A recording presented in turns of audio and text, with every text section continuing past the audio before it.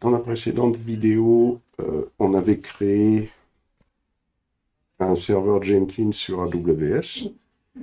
Maintenant, on va refaire la manipulation, mais on va être amené à donner un peu plus de volume à l'instance Jenkins et un peu plus de mémoire. Autrement, on ne pourra pas réaliser le pipeline. Donc la première des choses à faire, c'est dans le Jenkins, il faut donc retrouver les codes avec lesquels donc on avait fait notre installation. Alors, on va fermer tout ça. Hop. Voilà. On va fermer pour qu'on puisse s'y retrouver. Hop. Et on ferme ça également. Voilà. Donc, une fois qu'on a fait ça, on se rend dans le dossier de Jenkins et là, on va se faire notre code point. On va se rendre dans le dossier variable et on va choisir plutôt ici au niveau de EC2 instance, on va remplacer la T2 micro par la T2 medium, qui est une instance payante, mais c'est pas trop cher pour les manips qu'on va faire.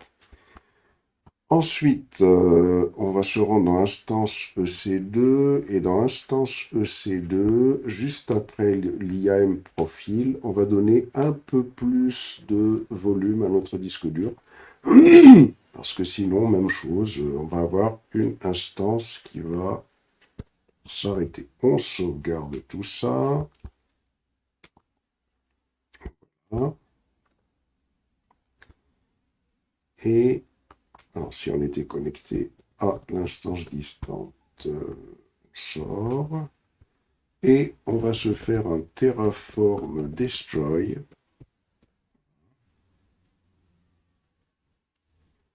Ça va nous détruire l'infrastructure qu'on a mis en place. Et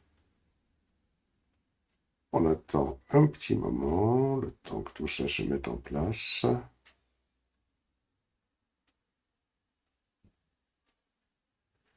Et juste après la destruction de l'infrastructure qu'on avait créée via la vidéo précédente,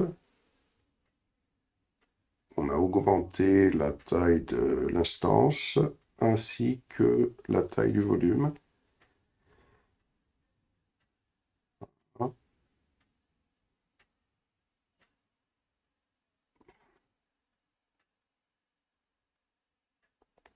Patiente un petit peu.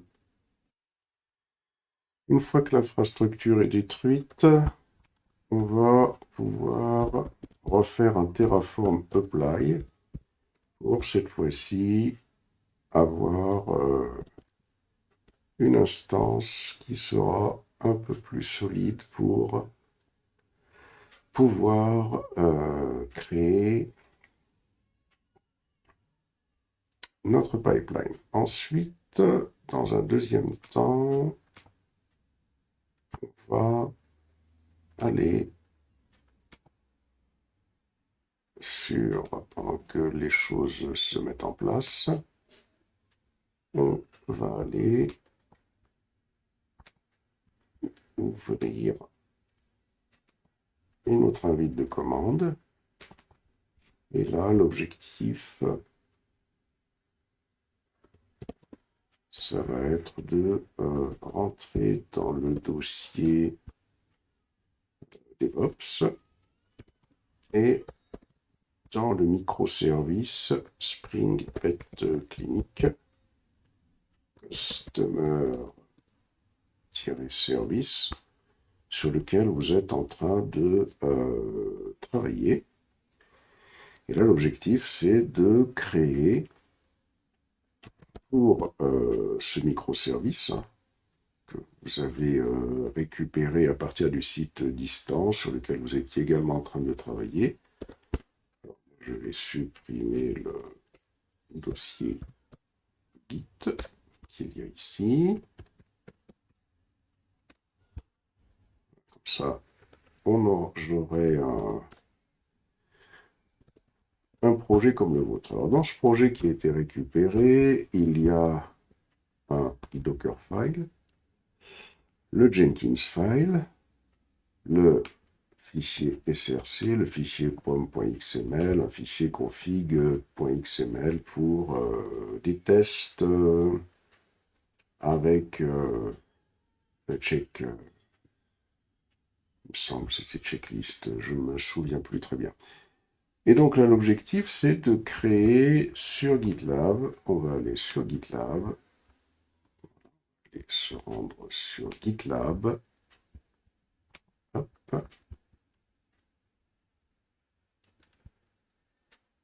Et dans GitLab, sur Internet, quand on y est connecté, il faut, une fois que vous avez fait votre compte, il faudra donc créer un projet pour qu'on puisse pousser ce projet sur GitLab, puisque maintenant, tout doit se faire sur Internet.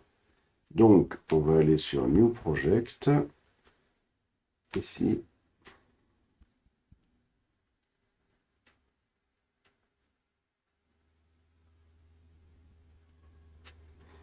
Create Blank Project. Le projet, moi je vais l'appeler Customer-service-micro. L'URL est ici. Le projet sera de type private et j'initialiserai le repository avec un readme, je décoche. Je crée le projet. Et une fois que le projet a été créé, alors il y a une chose, c'est que pour travailler avec GitLab, il faut impérativement, alors quand je viens ici, je vais sur Préférences, il faut impérativement avoir mis la clé SSH en place. Ce qui veut dire que si vous êtes sur votre poste de travail, si vous avez généré une clé, .ssh, id underscore rsa.pub. Ça veut dire que la clé publique qu'il y a sur votre poste, celle-là, il faut impérativement qu'elle existe. Quand je clique sur SSH qui est ici, il faut que cette clé existe. Alors, probablement, moi, il va me la refuser parce qu'elle doit déjà exister. Si vous, elle n'existe pas, il va falloir la rajouter. Voilà, donc moi, elle existe déjà.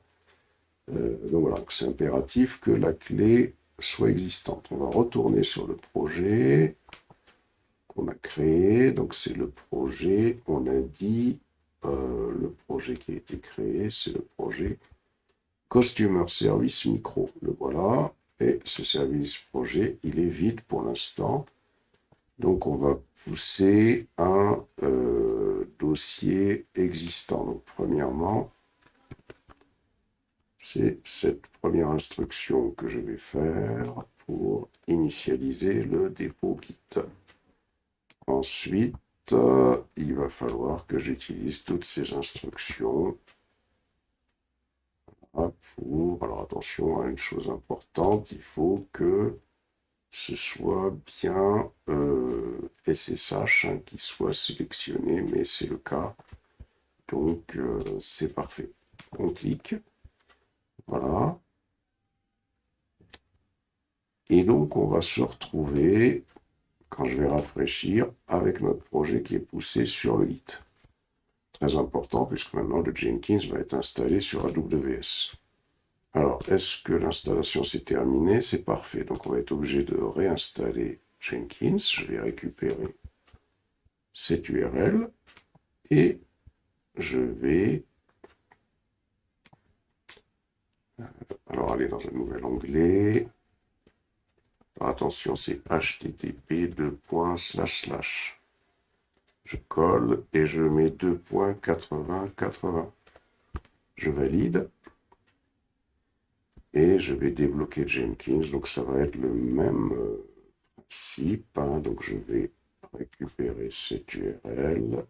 Voilà. Je vais retourner sur l'invite de commande. Ici, sur l'invite de commande, je vais faire un SSH -i private-key / terraform pem ec2-user et je vais faire arrobase. L'adresse, je l'ai là, 13.37.213.70. Je valide, je fais un yes, et je suis sur le serveur distant. À partir de là, je vais faire un sudo cat et je vais coller l'adresse que j'ai récupérée tout à l'heure pour avoir cette URL.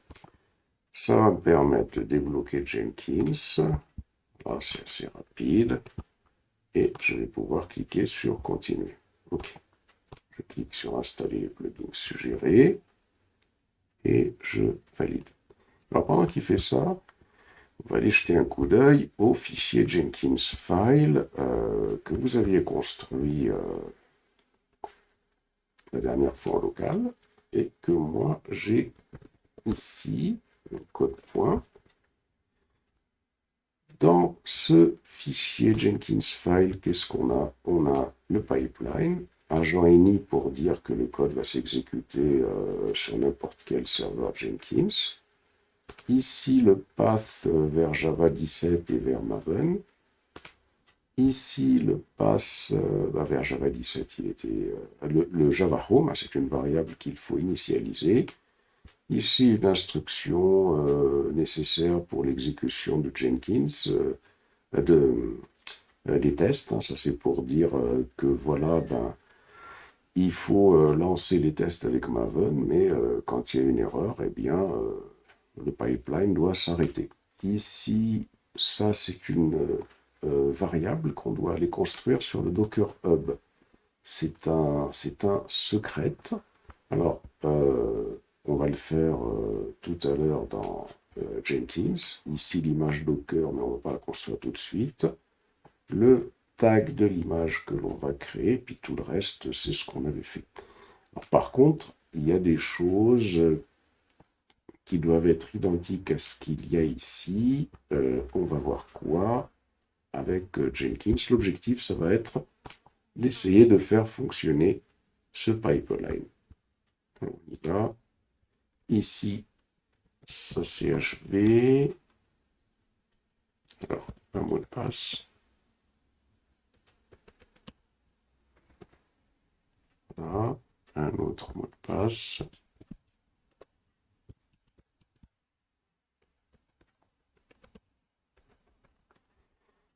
Voilà, le nom complet.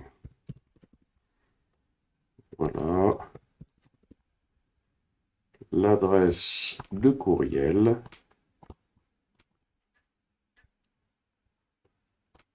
Voilà. Et je clique sur sauver et continuer. Voilà. Et je clique sur sauver et je clique sur commencer à utiliser Jenkins.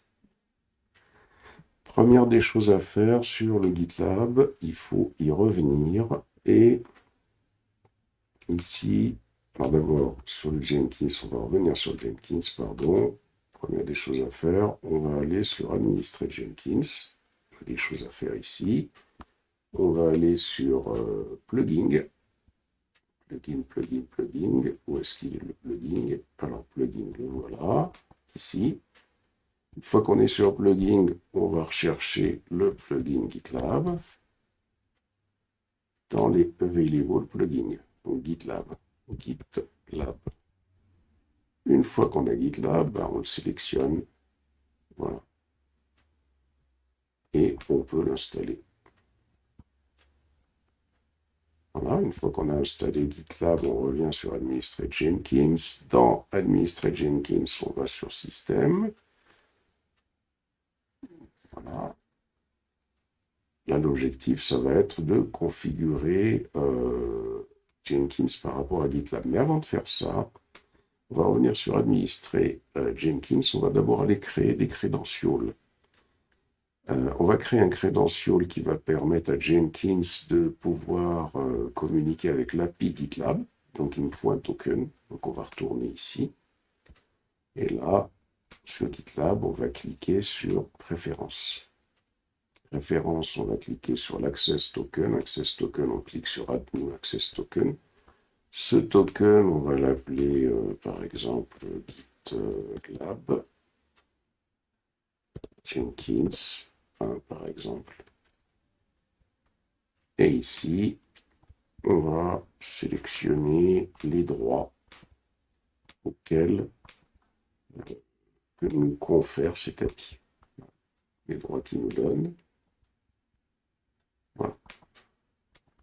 Je clique sur Create Personal API Token, je copie le token ici et je reviens sur Jenkins. Il faut donc aller sur Administrer pour pouvoir créer un credential qui va permettre à Jenkins de se connecter à GitLab. Donc là, je descends sur Credential à ce niveau-là, je clique sur Global, sur Add Credential. Ici, je clique sur GitLab API Token. Une fois que j'ai fait ça dans API Token, je colle cet API Token que j'ai copié et je vais lui donner un nom. Mais le nom, je vais lui donner le même nom que ce que j'ai mis dans le Jenkins file, à savoir... je ne l'ai pas utilisé dans Jenkins file, donc non, je ne l'ai pas utilisé. Donc je vais l'appeler tout simplement GitLab Jenkins. Voilà. GitLab Jenkins. Et je clique sur Create.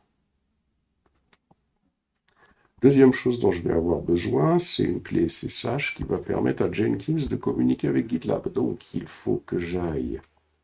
Je retourne sur l'invite de commande. Ici, j'étais connecté à Jenkins. Je vais générer sur le serveur Jenkins. Je suis connecté ici en SSH. On l'a fait tout à l'heure. Je suis sur le serveur Jenkins. Je vais faire SSH gen.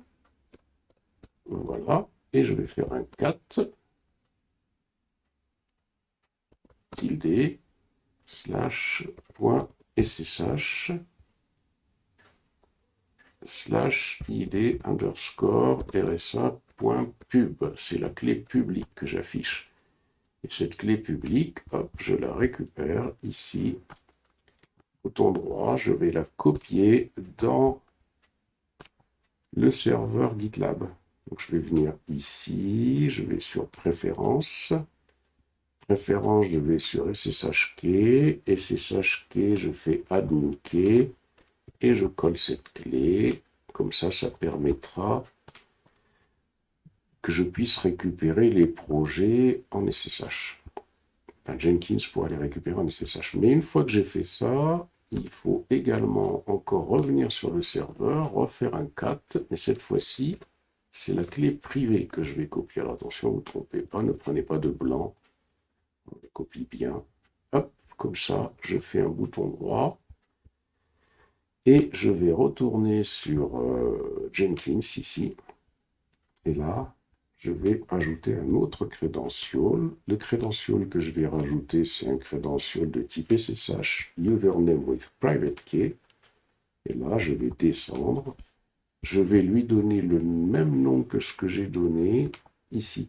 Là, par contre, voilà, il ne faut pas se tromper. Là, il va s'appeler SSH Jenkins. Il ne faut pas se tromper. Hein. SSH Jenkins, sinon le pipeline ne fonctionnera pas. SSH Jenkins.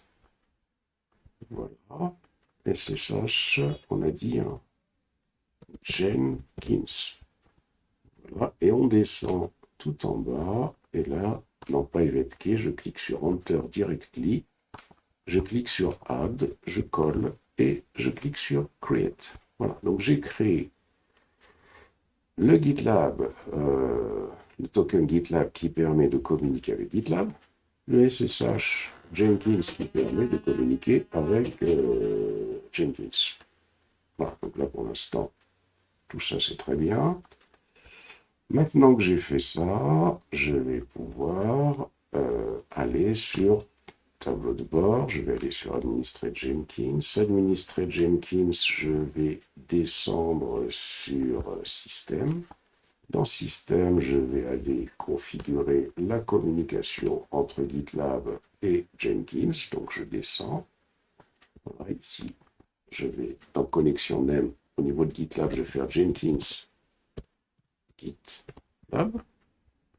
Ensuite, au niveau de GitLab URL, ici, à ce niveau-là, je vais tout simplement aller récupérer l'URL de GitLab, c'est ça, cette partie-là, voilà avec quoi il doit communiquer.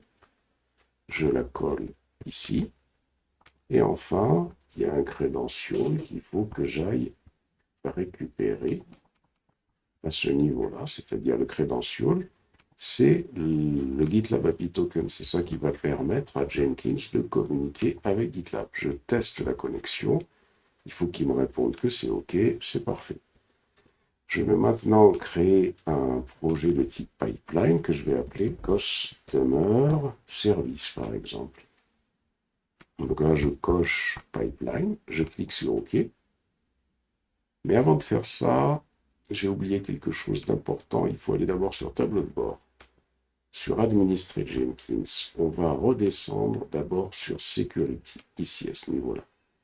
Quand on est sur Security, on descend plus bas. Et là, on va sélectionner No Verification. Alors, il dit qu'elle est insécure, mais comme ça, au moins, on ne sera pas bloqué par le non-host, sinon ça risque de ne pas passer. Accept First Connection risque de ne pas être accepté également sur AWS. Donc, je reviens sur Nouvel item et je réécris Customer Service. Il y a quelque chose qui existe déjà, donc apparemment, voilà, qui était déjà créé ici. S'il n'est pas créé, bah vous le créez. Hein. Configurer, ok. Et je vais descendre plus bas, et là, quand je suis plus bas, dans Pipeline Script, j'écris Pipeline Script for SCM. Dans SCM, je sélectionne Git pour dire que c'est avec Git que je vais travailler. Je retourne sur le GitLab, je viens ici sur les projets. Quand je suis sur Project, je clique sur Project. Je vais rechercher mon projet et mon projet c'est Customer Service Micro. Je viens ici sur Clone, je sélectionne le projet ici, GitLab en SSH. Je retourne sur Jenkins et je colle l'URL. Ici, pour le credential, il faudra sélectionner Jenkins. Voilà, c'est parfait. Je descends plus bas pour la branche. Il faudra sélectionner la branche master. Je clique sur sauver. C'est parfait. Et là, déjà, je vais lancer un build pour voir qu'est-ce qui passe, qu'est-ce qui ne passe pas. Voilà. Donc là, je lance mon build. Alors, sachant qu'il y a des choses qui ont été commentées dans le pipeline, en particulier l'envoi sur le registry, puisque déjà il faut faire fonctionner une première partie, on va bien voir jusqu'où ça va aller et à quel niveau ça va planter. Donc on patiente un petit moment. À l'issue de l'exécution du pipeline, on a bien toutes les étapes qui ont été réalisées. Il ne reste plus qu'à rajouter l'étape d'envoi sur le Docker Hub. Pour faire ça, on va d'abord aller rajouter un plugin. Aller sur tableau de bord. On va aller sur Administrer Jenkins. On va aller sur Plugin. Une fois qu'on a été sur Plugin, on va aller sur Available Plugin. Les plugins disponibles. Et là, on va rechercher Docker Hub peut-être, ou Docker tout simplement. Alors, on a un plugin qui intègre Jenkins avec Docker. On va le sélectionner. On a normalement, ça devrait suffire. On va installer ce plugin. Voilà.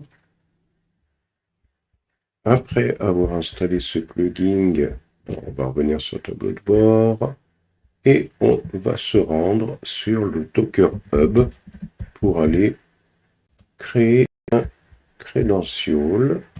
Voilà, on va sur le Docker Hub ici. Et là, quand on est dans le Docker Hub, on s'est connecté. On vient sur Account Setting. Ici. On va aller sur Security. Et là, on va se créer un token. Alors, j'ai déjà supprimé ceux qui existent.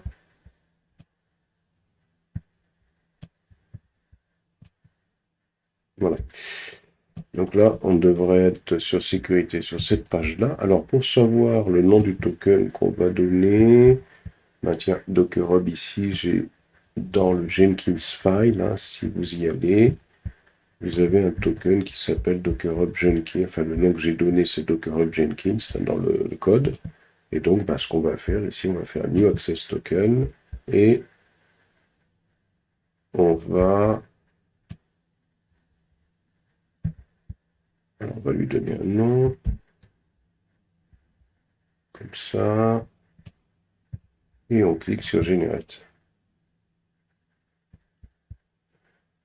Donc ici, on se retrouve avec un token qu'on sélectionne et on fait Copy and Close.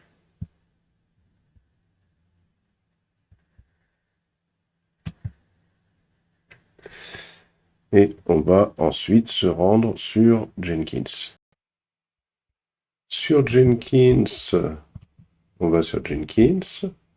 On clique sur Pipe. Alors, on clique sur Pipe. Non, il faut. Alors, ce qu'il faut qu'on fasse, c'est qu'on modifie plutôt le pipeline à ce niveau-là. Donc, on clique sur le pipeline, puisque sur Jenkins, on doit d'abord, voilà, c'est bien ce que je pensais, j'ai oublié la phase, on revient sur Jenkins, pardon, on va sur tableau de bord, on va sur administrer Jenkins, il faut qu'on aille dans Credential, voilà, pour dire à Jenkins, voilà le credential pour aller sur le Docker Hub. Ici, on clique sur Global, on va faire Add Credential. Ici, on va rajouter un secret texte, puisque c'est comme le GitLab API Token. Dans le secret, on va coller ce qu'on a dans le ce qu'on a récupéré, et dans l'idée ici, c'est plutôt là où ça va nous servir. Hein. Docker Hub Jenkins, hop, on récupère ça, et c'est là, voilà, où on va en avoir besoin. On fait un create. Excusez-moi. Voilà. Secret texte, on a tout ce qu'il faut, on a dit qu'on fait un create. Voilà. Et donc, on a notre credential qui est prêt à l'emploi.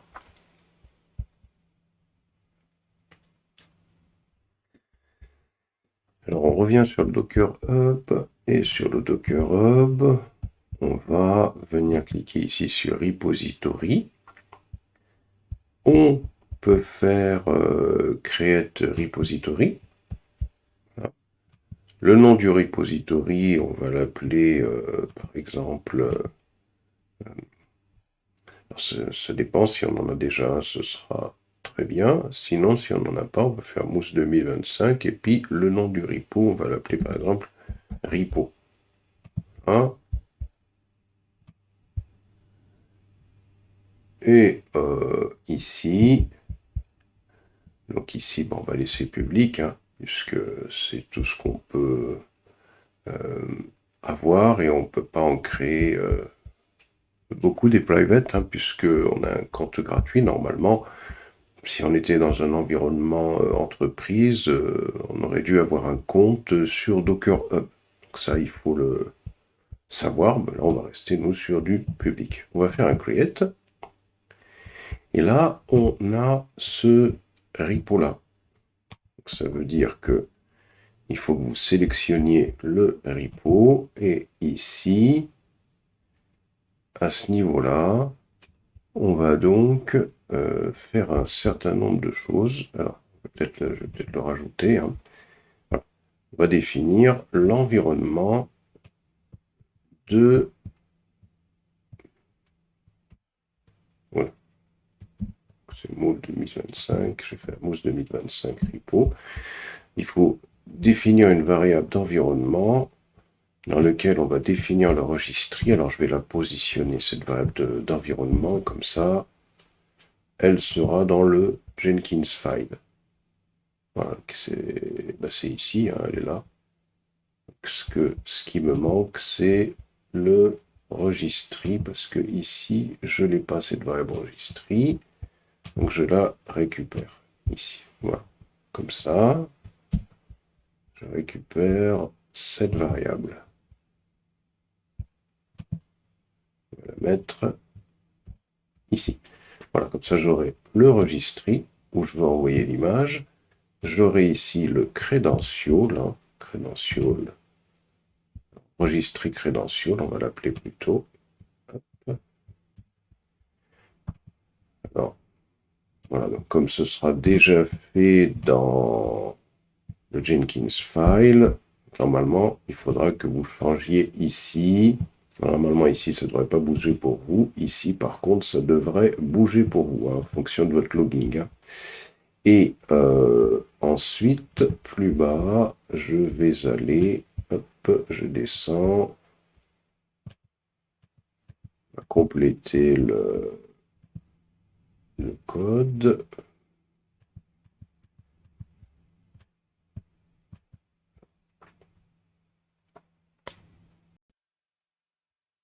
Et ensuite, on va descendre plus bas à ce niveau-là pour décommenter les lignes du push. On enlève les commentaires. Et ici, donc, ce qu'on fait, on a une instruction qui va reconstruire l'image avec le plugin pour l'envoyer dans une variable. Et on a une instruction ici, toujours avec le plugin Docker, qui va tout simplement utiliser le credential qu'on a donné plus haut, registry credential, ici. Registry credential, le registry credential qui nous autorise à pousser quelque chose sur le Docker Hub. Et là, on va pousser cette image sur le Docker Hub. Alors, on y va. On va tout simplement, pour l'instant, retourner sur Jenkins. Jenkins, on va cliquer ici. Et ici, on va lancer le pipeline. Voilà. On lance un build. Pendant qu'on fait ça, on va commencer à s'intéresser au webhook. Hein. On va le laisser faire. Voilà. Là, ensuite, l'objectif, ce sera de créer un webhook hein, dès que on aura testé que ça fonctionne bien. Alors, si on constate que le test, le build n'a pas fonctionné, hein, normalement c'est ce que vous devez avoir aussi, ça n'a pas fonctionné, donc c'est peut-être une histoire de plugin. On va venir ici, on va aller sur Administrer Jenkins, on va aller sur Plugin ici, et dans Plugin, on va aller sur Available Plugin, et là, on va taper Docker. Et on va peut-être sélectionner le Docker Pipeline ici, le Docker Build Step. On va lancer l'install. Voilà, c'est parfait. On va aller sur tableau de bord, sur Pipeline Jenkins. Et on va se relancer un build. Alors, entre-temps, les builds qui n'ont pas fonctionné ici, on peut les supprimer. Hein. Alors, on peut supprimer les builds qui n'ont pas fonctionné, on n'en a plus besoin, normalement. Voilà, je supprime. Hop. Je supprime. Hop. Voilà, et on patiente pour voir si ça va passer. Alors, à l'issue du pipe, on devrait encore avoir une erreur. Et si on va voir l'erreur, eh bien, au niveau de l'erreur, il nous dit qu'il y a un problème avec le credential Docker Hub Jenkins. Bon, on va y retourner à ce credential Docker Hub Jenkins. Donc, on va dans Administrer Jenkins.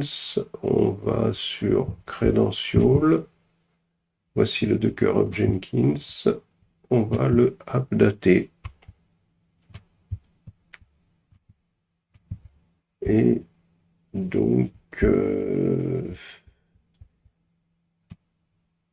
apparemment, avec la façon dont on l'a créé, ça n'a pas marché, le Docker Hub Jenkins. Donc, on va le supprimer. Oui. Et on va le recréer. Donc, on va recréer. Donc, on a dit que l'idée, ce sera toujours Docker Hub Jenkins. Mais cette fois-ci, au lieu d'utiliser le token de sécurité, on va utiliser un nom, le nom d'utilisateur et le mot de passe pour se connecter au Docker Hub. Donc, le mot de passe, avec quoi vous vous connectez au Docker Hub, il faut le mettre ici. Le nom d'utilisateur, avec quoi vous vous connectez au Docker Hub Registry, il faut le mettre ici. Voilà.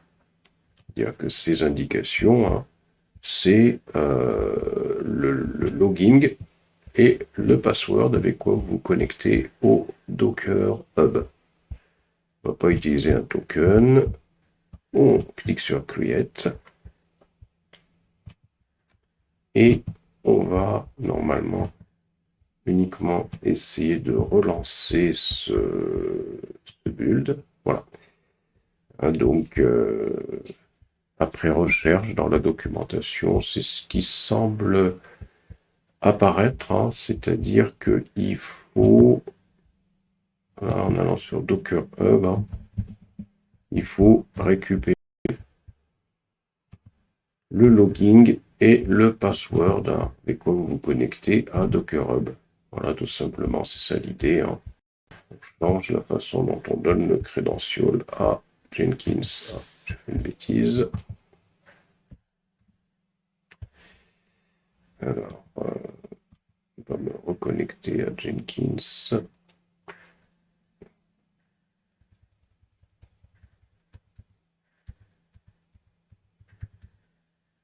Perdu le password. Alors, on va se reconnecter. Enfin, effectivement, le password, il faut le conserver, sinon, plutôt l'adresse IP. C'est parce que moi, je suis obligé de faire cette manip, j'ai perdu ma connexion. Je vais récupérer l'adresse IP de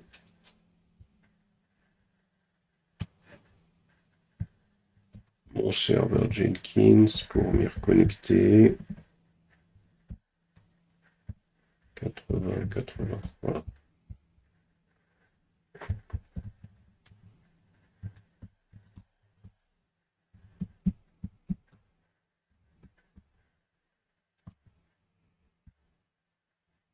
Et donc là, j'ai le pipeline qui est en train de continuer à fonctionner. Alors, on va voir si le fait qu'on ait changé les identifiants, ça change quelque chose ou pas.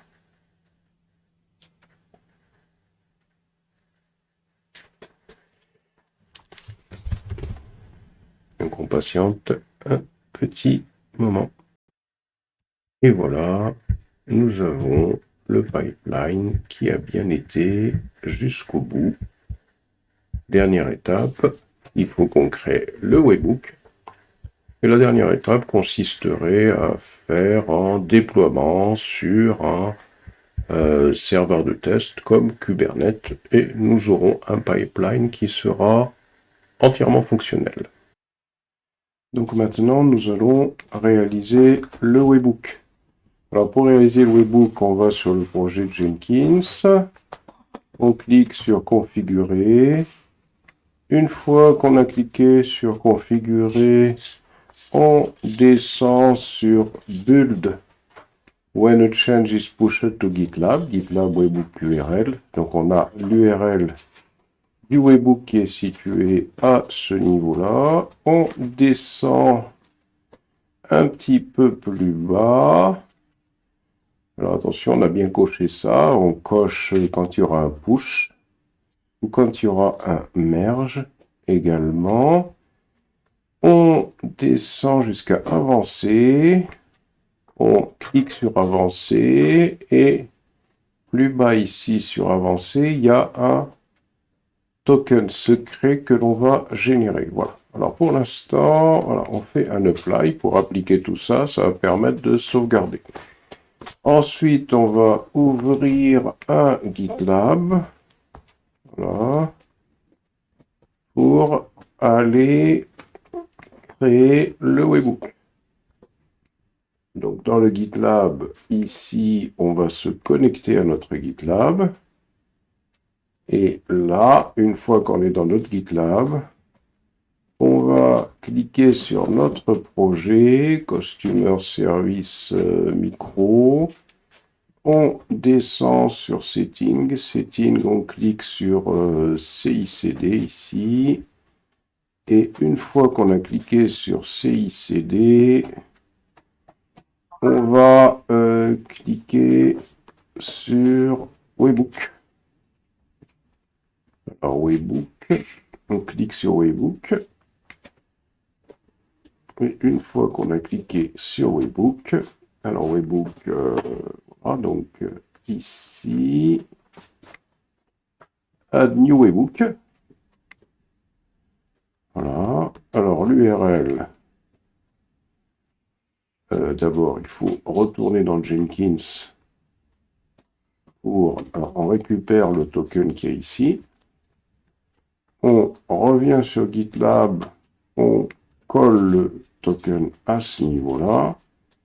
On retourne sur Jenkins pour aller récupérer l'URL du webhook. Voici l'URL du webhook, elle est là. On fait bien attention, alors parce que là, on fait bien attention à ne pas décocher ici, sinon on recoche. Hein. Voilà. Une fois qu'on a cette information, on vient la donner. On retourne sur Jenkins. Alors, bien sûr, on s'assure que le build est bien toqué, est bien coché, qu'on a bien le token. Et là, on peut cliquer sur sauvegarder. Une fois qu'on a fait ça, on revient sur GitLab, puisque là, on est en train de construire le webhook. Et ce webhook, on souhaite que il se déclenche lorsqu'on va pousser du code sur une branche. On descend plus bas, on va désactiver SSL vérification, on clique sur Add Webhook. Là, on me dit que c'est OK, hein, ça a été rajouté. Et on va tester est-ce que le webhook fonctionne. On clique sur Test et sur Push Event et on voit que ça a été réalisé avec succès. On peut aller voir pour voir si ça marche. On va sur le tableau de bord, on va sur le pipeline, et on voit bien qu'un pipeline s'est déclenché. Donc voilà, notre webhook est opérationnel, c'est-à-dire qu'à partir de maintenant, si on pourra le contrôler juste après, alors déjà, on peut arrêter le pipe qui est en fonctionnement, là, c'est pas la peine, celui qu'on vient de déclencher avec le test, hein, ok, voilà. On peut l'arrêter puisque l'objectif, c'est pas d'aller jusqu'au bout. Are you sure you want to abort pipeline 12? Oui. Yes, voilà. Donc il a été annulé. On peut contrôler que le webhook fonctionne bien. Ben, on peut venir ici dans le dossier. On peut par exemple ajouter un fichier readme si on veut, par exemple readme.md, par exemple, hein, juste pour contrôler. Et on va faire un git add git commit -m. On va faire par exemple readme. Voilà, et on peut faire un git push. Normalement, à cause du commit, ça s'est pushé sur le GitLab, et normalement, si on va sur le Jenkins, hop, on clique sur le pipeline, on devrait avoir, voilà, un pipeline qui s'est déclenché, le voilà. Donc voilà, donc le pipeline qui vient de se déclencher et qui vient de s'exécuter. Voilà, donc là, on peut l'annuler, hein, puisque l'objectif, c'est pas de... Voilà. Donc on a créé un pipeline entièrement avec dans notre workflow d'intégration continue. Allons voir comment se présente ce pipeline. Donc on a l'instruction pipeline. On va revoir un petit peu ce que nous avons fait. On va décrire un petit peu les étapes. Alors, voyons comment se présente notre pipeline. L'instruction pipeline, agent any, ça c'est pour dire que ce pipeline peut s'exécuter sur n'importe quel serveur Jenkins. Il faut savoir que quand on fait des installations avec Jenkins, on peut avoir un Jenkins qui fera office de master et on pourrait avoir des Jenkins qui seront des slaves, des esclaves. Surtout dans des environnements où il y a beaucoup de développeurs et donc on peut avoir, hein, quand il y a beaucoup de développeurs, il faut des structures Jenkins qui soient beaucoup plus puissantes. Hein. Ensuite, ici, on définit les variables d'environnement. Dans le path, on définit le path vers le JDK 17, le path vers Maven. Ici, une variable Java Home qu'on met à jour avec le chemin vers le Java 17 qu'on a installé. Alors, pourquoi il faut faire ça? Parce que Maven a besoin de cette information. Ici, on a une option que l'on donne à une variable Maven. Cette option-là va permettre, lorsqu'on va exécuter les instructions Maven qui permettront de faire des tests, de dire à Maven qu'on ne souhaite pas avoir des résultats dans des fichiers, mais qu'au cas où le test se passe mal, eh bien, on veut que le pipeline s'arrête. C'est pour ça qu'on met fail at end ici. Ici, on a une variable registry qu'on a initialisée avec le repo, avec les informations du repo Docker Hub vers lequel on va pousser l'image Docker. Ici, on a défini un credential qui va permettre de pousser, c'est ce credential-là qui va autoriser Jenkins à pouvoir pousser l'image que l'on aura construite vers notre Docker Hub. Ici, on initialise une variable Docker image à vide, puisque on n'oublie pas qu'on a installé le plugin de Docker qui va nous permettre de construire l'image Docker qui sera stockée dans cette variable. Et enfin, ici, on a une variable dans laquelle on a mis latest.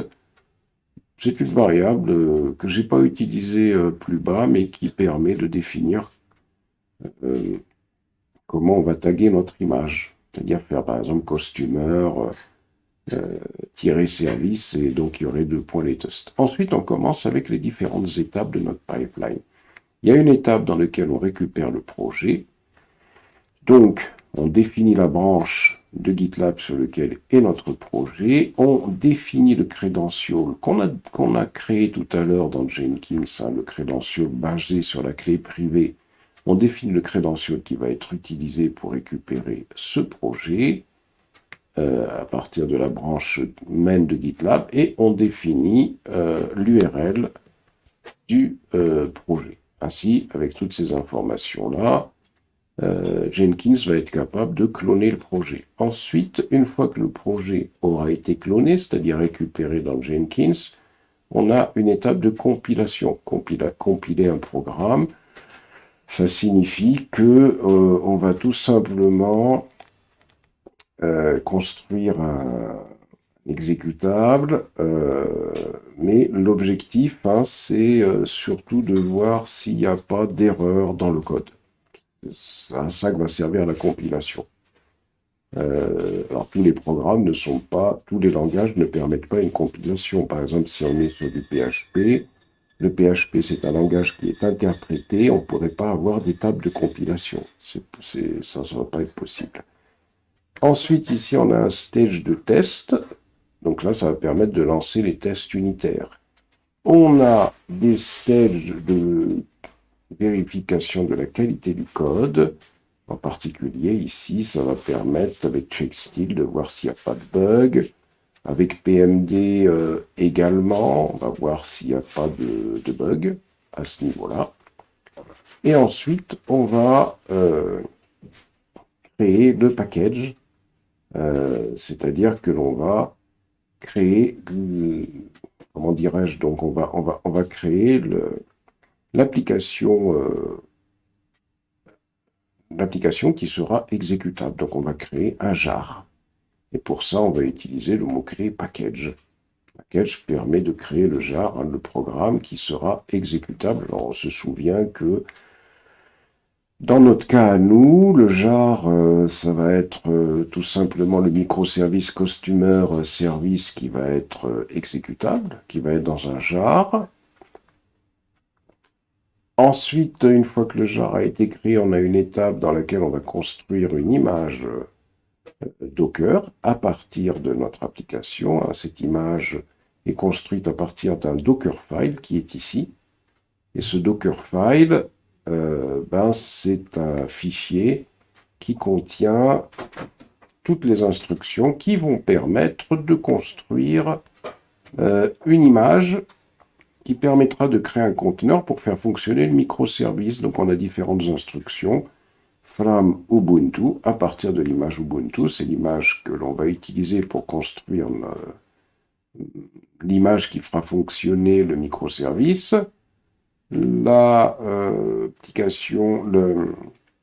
L'instruction pour mettre à jour les dépôts. Ici, on va installer wget, puisqu'on va en avoir besoin de cette fonction-là. On va installer le JDK 17. Ensuite, on va définir une variable d'environnement. Pourquoi? Parce qu'on va télécharger Dockerize. Dockerize, c'est un utilitaire qu'on va utiliser un petit peu plus bas. Donc ici, on définit la version de Dockerize. On met à jour les dépôts. On installe la fonction wget. C'est une redondance parce que ça a été fait plus haut. On récupère le package qui va permettre d'installer Dockerize. On supprime tous les paquets dont on n'a plus besoin.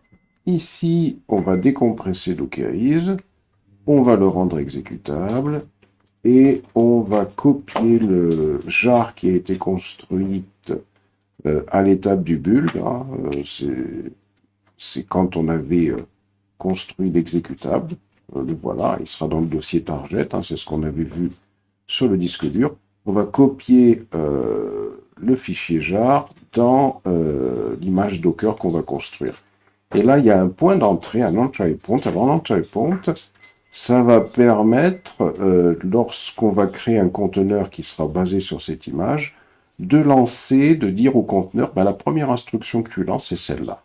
On lui demande de lancer l'exécutable Dockeris. Et cet exécutable, on lui passe comme paramètre le paramètre wait. On demande en fin de compte au conteneur qui va être créé sur la base de cette image, on lui demande d'attendre que le service Discovery Server soit opérationnel sur le port 8761. Pourquoi? C'est parce qu'il faut se souvenir que notre application Pet Clinic, elle a des microservices qui doivent attendre que le config server et le discovery server soient d'abord lancés pour pouvoir se lancer eux-mêmes, puisqu'ils vont s'enregistrer sur le discovery server. Un petit paramètre pour dire le temps que l'on doit attendre, et au-delà de ce temps-là, ça veut dire qu'il y a un problème. Et enfin, l'instruction qui va permettre de lancer l'application dans le conteneur, l'application Customer Service qui sera donc en exécution. Revenons sur notre Jenkins file, voilà pour cette partie-là et pour expliquer un petit peu le Dockerfile. Ici, on va utiliser Claire pour scanner notre image. Donc, sur la documentation de Claire, on vous explique comment lancer notre image, comment l'installer. Toute cette partie-là est expliquée sur la documentation que je vous avais donnée, qu'il faut aller consulter. Et à ce niveau-là, on va lancer Claire, donc Claire Scanner, -C. On donne l'URL vers le conteneur Claire qui est en exécution, qui va être en train de s'exécuter, puisque le conteneur Claire, ça c'est la base de données. Et voici le conteneur Claire. Il est ici, celui qui va faire fonctionner le logiciel Claire, il est en train de s'exécuter ici. Pourquoi on en a besoin? C'est parce que c'est ce conteneur qui va permettre, qui contient, comment dirais-je, donc l'application qui va scanner notre image. Ici, on donne l'URL vers ce conteneur. Ensuite, -IP 172.17.0.1.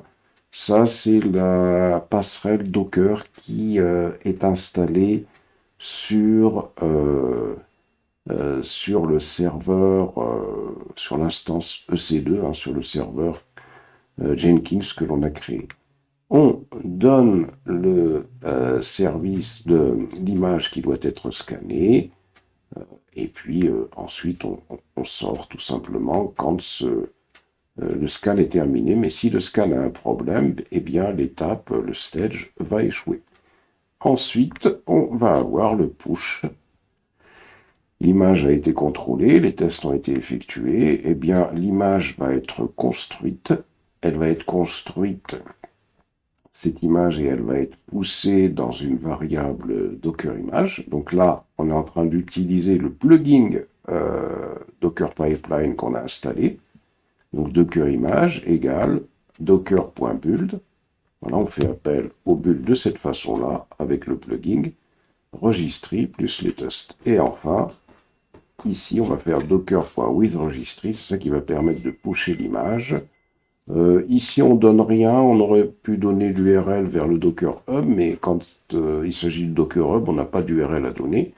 Registry credential, c'est tout simplement le credential qu'on a défini ici et qu'on avait créé dans Jenkins. C'est ça qui va permettre de Jenkins de se connecter à Docker Hub et il va pusher l'image. Voilà. Quelle étape il nous reste? Ici, normalement, il devrait y avoir un stage à ce niveau-là.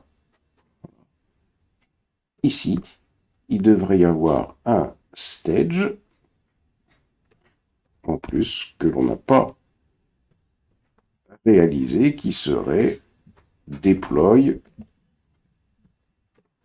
dans un environnement de test. L'idée, ce serait de déployer dans un environnement de test.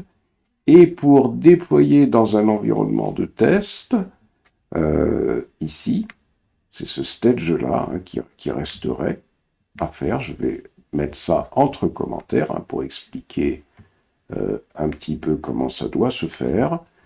Donc ce stage-là, c'est le stage qui resterait à faire.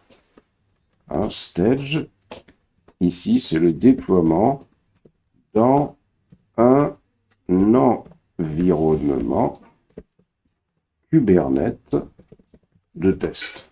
Ce serait donc tout simplement le EKS qu'on a installé. On peut supposer que ça va être l'environnement de test. Et pour pouvoir faire ce déploiement, donc là, il va y avoir deux choses. Un, alors c'est quoi les étapes, hein? Les étapes, c'est tout simplement les étapes suivantes, c'est-à-dire que, pour pouvoir réaliser ce déploiement, qu'est-ce qu'il faut faire? Premièrement, je vais aller récupérer le fichier OpenOffice avec lequel vous avez installé Kubernetes dans la vidéo précédente. Donc je vais aller rechercher l'installation, voilà, EKS installation. Donc, ce qu'il faut bien comprendre, c'est qu'à la fin de l'installation de EKS, pour pouvoir utiliser Kubernetes, pour pouvoir déployer sur le cluster Kubernetes, on a besoin de deux choses. Premièrement, on va avoir besoin d'avoir tout simplement cette instruction. On va avoir besoin déjà pour déployer. On a besoin déjà d'installer kubectl sur le serveur Jenkins. Ça, c'est important d'installer ce kubectl. Pourquoi? Parce que c'est kubectl qui permet de déployer. Alors, le kubectl, on aurait pu demander à Ansible de l'installer. Mais là, on explique déjà la démarche. Donc, installer kubectl, ça veut dire que je vais aller me connecter au serveur, puisque je ne l'ai pas fait avec Ansible. Ça veut dire qu'il va falloir se connecter sur le serveur Jenkins, distant, avec l'instruction de connexion. Alors, je ne sais pas si je peux la retrouver ici, là. Sinon, bon, c'est simple, hein. On va tout simplement aller récupérer ici cette URL-là, cette adresse IP-là, puisqu'on sait très très bien que cette adresse IP, c'est Jenkins. Et là, on va faire un SSH -i private-key slash terraform key ec2-user arrobase l'adresse IP. Alors, c'est l'adresse IP qui surtout pas l'URL. Et là, on va se retrouver sur le serveur Jenkins. Alors, normalement, je répète encore, l'idée serait été de mettre dans le script Ansible l'installation dont on va parler maintenant. Il aurait fallu dans Ansible tout simplement ajouter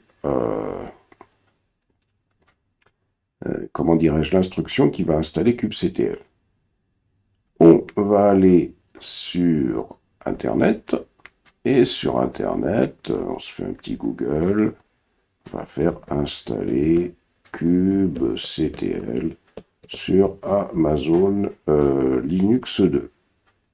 Amazon Linux. Voilà. On installer ou mise à jour de kubectl. Alors, voyons comment on installe kubectl. On nous dit pour installer ou mettre à jour sur macOS. Alors, sur Linux, c'est ici. Voilà. Donc, pour Kubernetes 1.27, je présume que ça doit être celui-là. Voilà. Voilà, donc on nous dit que c'est ça. Bon, on va prendre ça, hop, je viens ici et je colle. Voilà. Ensuite, qu'est-ce qu'on nous dit de faire? Si je descends un petit peu plus bas, c'est tout, je crois. Vérifier le OK. Voilà, donc là, ensuite, il faut appliquer les... Alors, donc, on nous dit un copier le fichier binaire vers un dossier de votre passe, si vous avez déjà installé, appliquer les autorisations à l'exécution. Donc, on peut faire comme ça. Voilà. Voilà. Et donc, la kubectl, on peut le faire comme ça, donc si j'ai bien compris, voilà. Alors, kubectl est installé, par contre, c'est pas terminé. Normalement, on va pouvoir également donc, copier le fichier binaire vers un dossier de mot de passe. Si vous avez déjà installé une version de kubectl, nous vous recommandons de créer un fichier $home et de vérifier que le fichier home est en premier dans votre path. Alors, on va faire comme ça. Hop. Voilà. On colle et enfin, on nous dit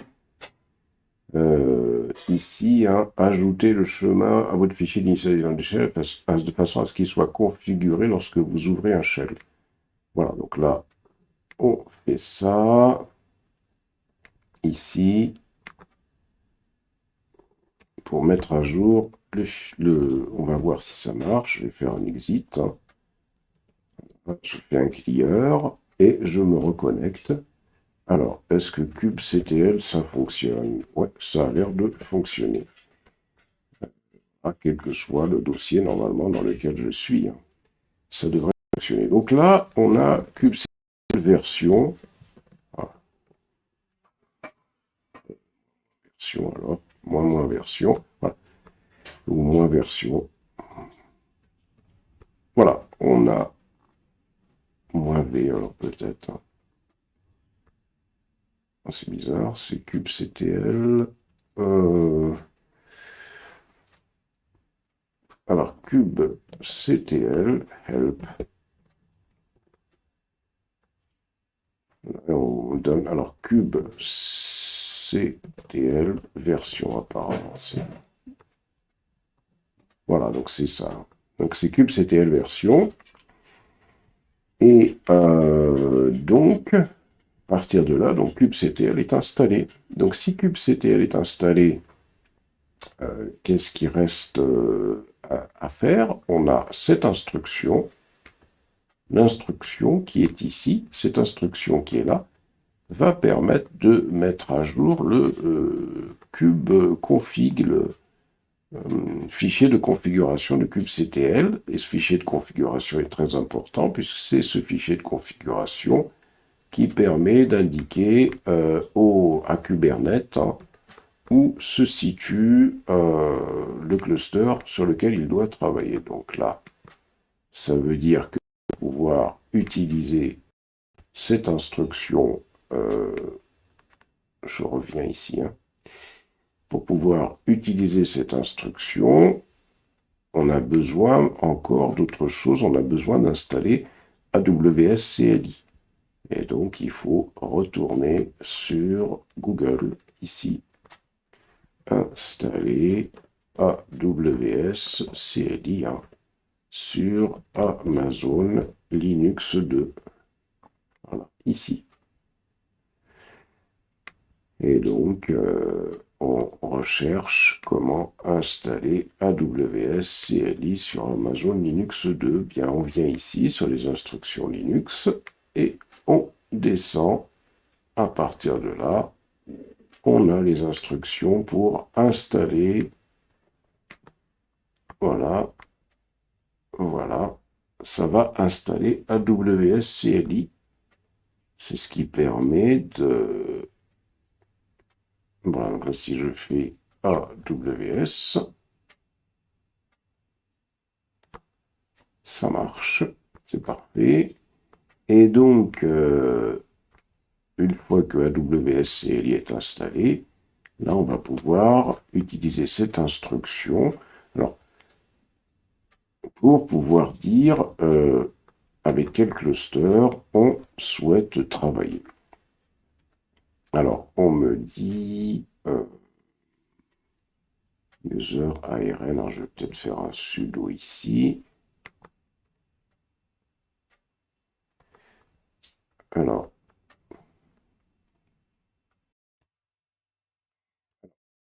première des choses, pour pouvoir utiliser AWS CLI pour pouvoir définir notre cluster, il faut d'abord faire AWS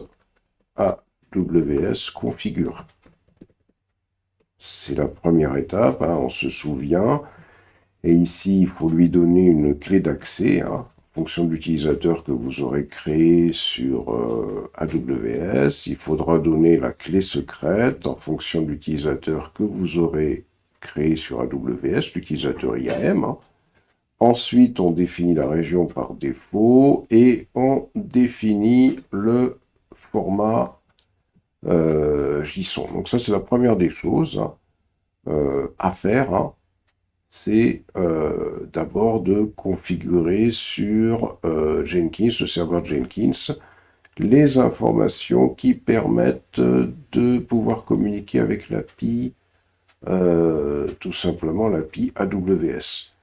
Ensuite, une fois qu'on a fait ça, c'est là où on pourra venir ici pour récupérer les informations qui permettront à Jenkins de savoir sur quel cluster il doit se connecter. Alors moi, le cluster, là, je l'ai pour l'instant supprimé. Donc ça veut dire que, bien évidemment, il va dire qu'il ne le trouve pas. Il faudrait que je relance l'installation du cluster avec Terraform. Mais déjà, là, une fois qu'on a cette configuration-là, aucun problème. On a déjà configuré à ce niveau-là notre serveur Jenkins pour utiliser kubectl et pour pouvoir déployer sur le cloud. À partir de là, ce qui va rester à faire, c'est tout simplement à ajouter ici dans notre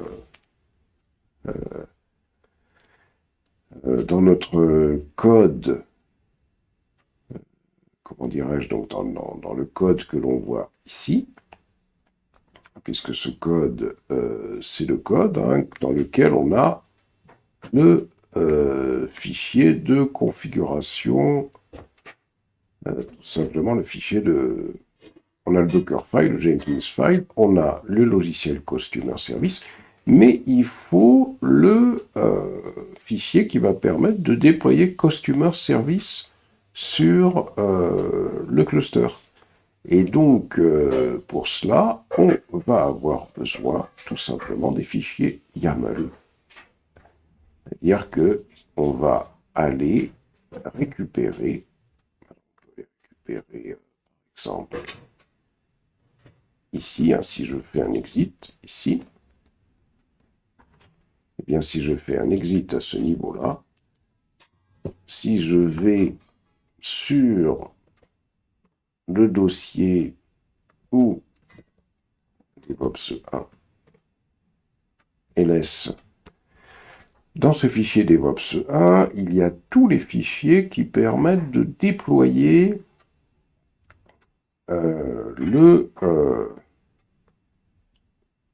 comment dirais-je, chaque microservice sur un cluster Kubernetes.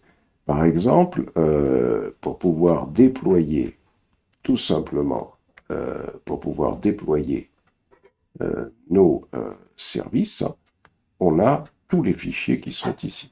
Donc l'idée, puisque l'objectif, c'est de pouvoir déployer notre application, c'est que tous les fichiers de ce dossier-là, nous allons les envoyer dans notre application. Alors, notre application, elle est située dans le dossier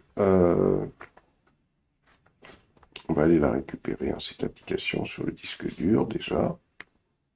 Voilà, donc je vais faire un cd .poids. Je vais faire un cd DevOps.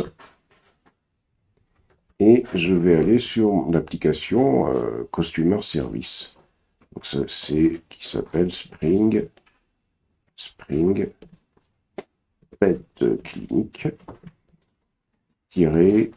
Customer Service. Voilà.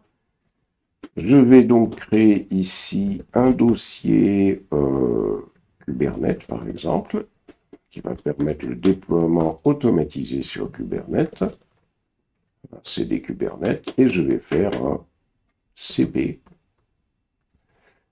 Je vais copier tout simplement tous les fichiers YAML de ce dossier, CP, hop. Je vais copier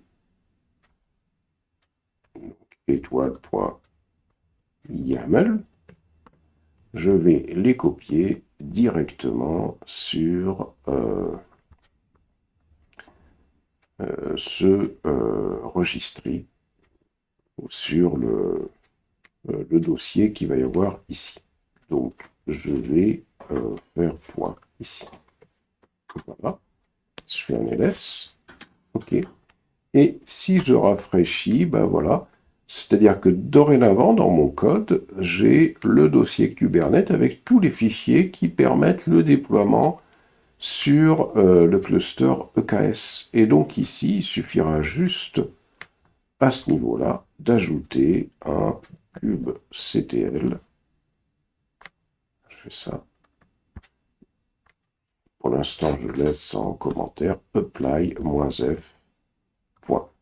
Le fait de faire ça, ça veut dire qu'on va avoir notre Jenkins qui va tout simplement déployer les codes directement sur notre cluster. Bien sûr, on tiendra compte de la nouvelle image que l'on a, qui a été créée à ce niveau-là.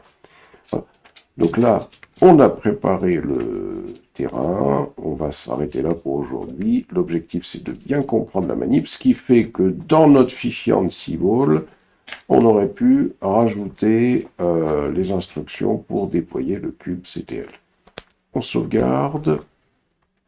On n'oublie pas on ne va pas détruire, mais on peut aller sur aws.com.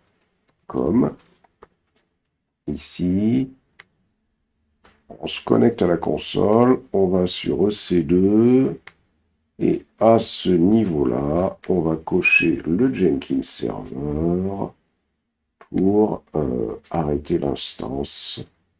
Comme ça, elle ne va pas fonctionner, cette instance-là.